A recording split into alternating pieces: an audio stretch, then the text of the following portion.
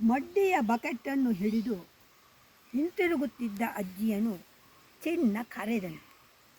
ಅಜ್ಜಿ ಧ್ವನಿಯಲ್ಲಿಯ ಆರ್ತತೆಯನ್ನು ನೋಡಿ ಹೆಜ್ಜೆಯನ್ನು ಮುರಿದು ಹೇಳಿದಳು, ಮೇವು ನೀರು ಇರುವುದಲ್ಲ ಚಿನ್ನ, ಅಲ್ಲಿಯೇ ಕಟ್ಟಿದ್ದೇನಲ್ಲ, ಇನ್ನೇನು ಬೇಕು ನಿನಗೆ?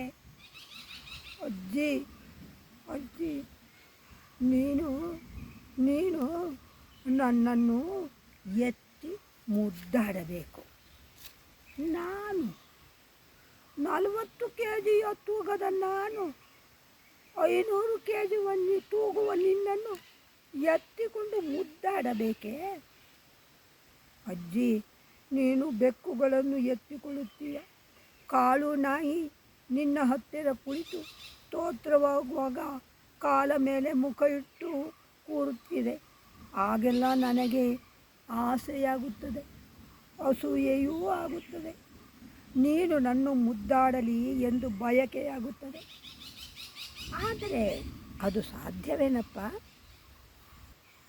ಆದರೆ ನಾವು ಒಂದು ಕೆಲಸ ಮಾಡೋಣ ಚಿನ್ನ, ನೀನೇ ನನ್ನನ್ನು ಎತ್ತಿಕ ನೋಡು, ಮೆಲ್ಲನೆ ಕೂತುಕ. ನಿನ್ನ ಬೆನ್ನ ಮೇಲೆ ನಾನು ಕೂತುಕೊಳ್ಳುತ್ತೇನೆ.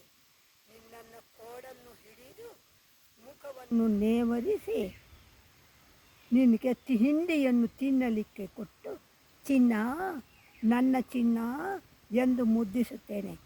ಆಗದೆ? ಚಿನ್ನ ಆಗಲೇ ಕುಳಿತುಕೊಳ್ಳಲು ಯತ್ನಿಸಿತು. ಅಜ್ಜಿ ಅದರ ಬೆನ್ನ ಮೇಲೆ ಕುಳಿತು ತನ್ನ ಮಗಳನ್ನು ಕರೆದಳು. ಬಾ ಮಗಳೇ, ನಮ್ಮದೊಂದು ವಿಡಿಯೋ ಮಾಡು ಎಂದಳು. ಅದು ವೈರಲ್ ಆಯಿತು.